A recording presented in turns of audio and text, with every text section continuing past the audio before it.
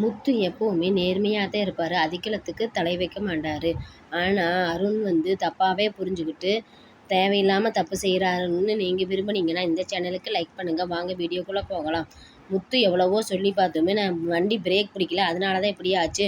குழந்தைகள் மேலே விட்றதுக்கு இந்த பைக் மேலே விட்டுட்டேன். இது என் தப்பே கிடையாது.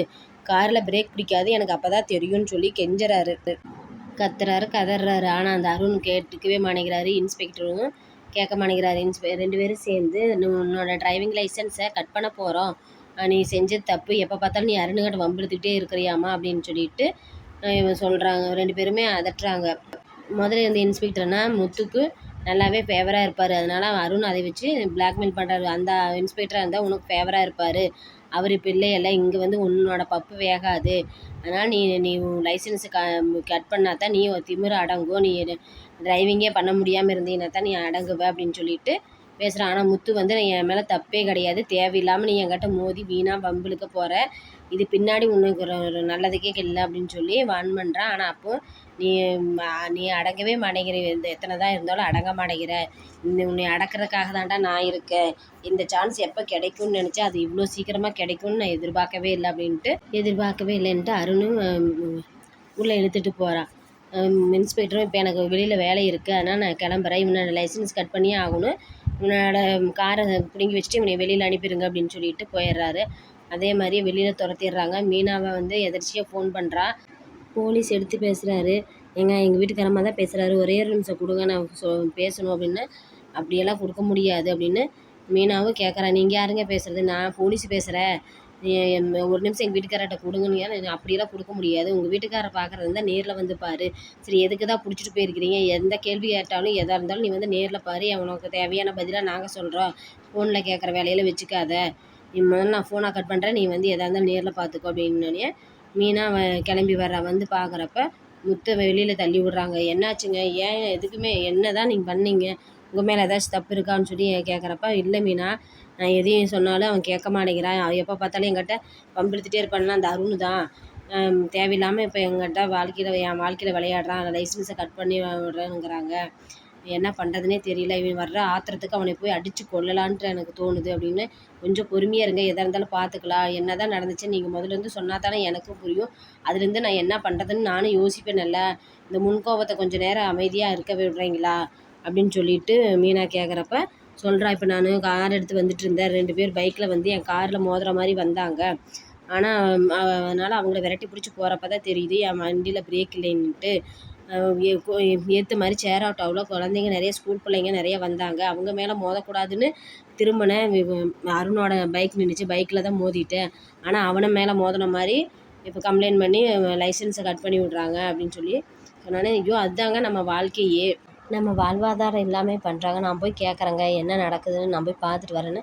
இல்லை, அவன் அகராதி பிடிச்சிவேன், அவங்ககிட்டலாம் பேச வேணாம், சரி வா கிளம்பலாம் வீட்டுக்கு, அப்புறம் வீட்டில் போய் பொறுமையாக என்ன பண்ணுறதுன்னு யோசிக்கலாம் அப்படின்னு சொல்லி கிளம்புறப்ப ஸ்ருதியோட அம்மா சம்மந்தி விஜயாக்கிட்ட, ஐயோ இந்த கொலகார குடும்பத்தில் என் பிள்ளை வாக்கப்பட்டு ரொம்ப கஷ்டப்பட்டுட்ருக்கிறா அப்படின்னு சொல்லி பேசிகிட்டு இருக்கிறேன். அவன் சுருதி இருந்துட்டு, நான் என்னம்மா பண்ணுறேன், நான்லாம் நல்லா தான் இருக்கிறேன், யார் என்ன பண்ணுறாங்க, ஆமாம் உங்கள் மச்சாண்டார் எப்போ பார்த்தாலும் போலீஸ் ஸ்டேஷனுக்கு போயிட்டே இருக்கிறாரு, பார்க்குறவங்களாம் என்னை அசிங்கமாக கேட்குறாங்க, உங்களே என்ன கொலகார குடும்பத்தில் கொண்டு கல்யாணம் பண்ணி கொடுத்துருக்கியான்னு கேட்குறாங்க அப்படின்னு. அம்மா நீ தேவையில்லாமல் அடுத்தவங்க பேசுகிறத சொல்லிட்டு கேட்காதம்மா அப்படின்னு சொல்லி சுருதி கேட்க, நீ வாய மூடி, உனக்கெல்லாம் ஒன்றும் தெரியாது அப்படின்ட்டு. சம்மந்தியம்மா நீங்கள் சொல்லுங்கள் அப்படின்னோடனே, எப்போ பார்த்தாலும் நம்மளை அசிங்கப்படுத்துறதுக்குனே இருக்கான் அப்படின்ட்டு முத்தை திட்டிகிட்டு இருக்காங்க. ஆனால் அங்கே என்ன நடந்ததுன்னு கூட தெரியாமல் எப்போ பார்த்தாலும் முத்தை திட்டுறதுல விஜயாவுக்கு அல்வா சாப்பிட்ற மாதிரியே தான் இருக்கும். மனோஜ் எத்தனை தான் தப்பு செஞ்சாலும் மனோஜை விஜயை என்றைக்குமே திட்டவே மாட்டா.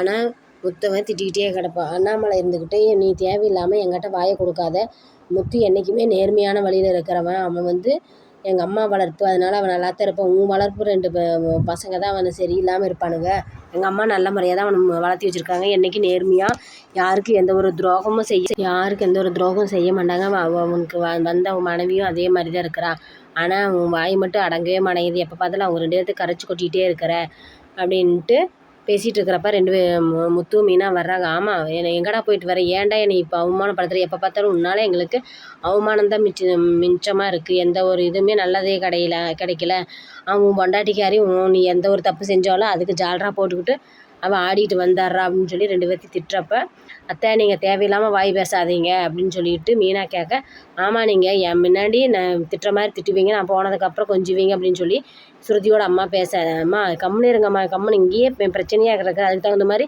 நீங்கள் ஏம்மா இப்படி பேசுகிறீங்கன்னு ஸ்ருதி அவங்க அம்மா வடக்க, ஏண்டி என்னை அடக்கிறதுலையே இருக்குது, ஏன் இங்கே நடக்கிற தப்பு பார்த்தா உன்னை இங்கே விட்டுட்டு போகவே எனக்கு மனசே இல்லை அப்படின்னு கேட்குறா.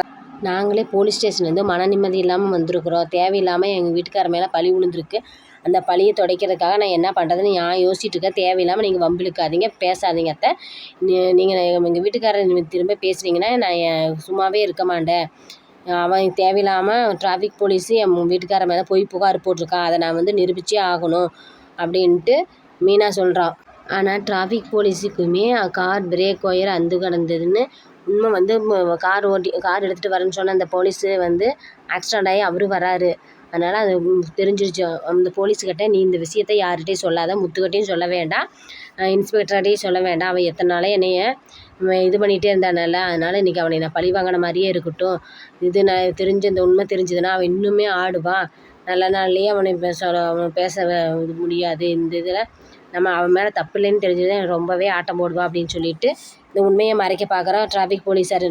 மீனா முத்து மேலே எந்த ஒரு தப்பு இல்லைன்னு நிரூபிக்க வரும்போது டிராஃபிக் போலீஸ் இப்படி ஒரு பொய் பேசியிருக்கான்னு தெரிய வந்தால் சீதா லவ் பண்ணுறவருன்னு சொல்லி விட்டு கொடுப்பாளா, இல்லை புருஷனுக்கு சப்போர்ட்டாக நின்று டிராஃபிக் போலீஸ் அருண் மேலே கேஸ் போடுவாளா என்னன்னு வெயிட் பண்ணி பார்ப்போம். ஆனால் மீனா வந்து நேர்மையாக இருந்து முத்துக்கு சப்போர்ட்டாக நின்னா தான் நல்லதுன்னு நீங்கள் நினச்சிங்கன்னா இந்த சேனலுக்கு லைக் பண்ணுங்கள்.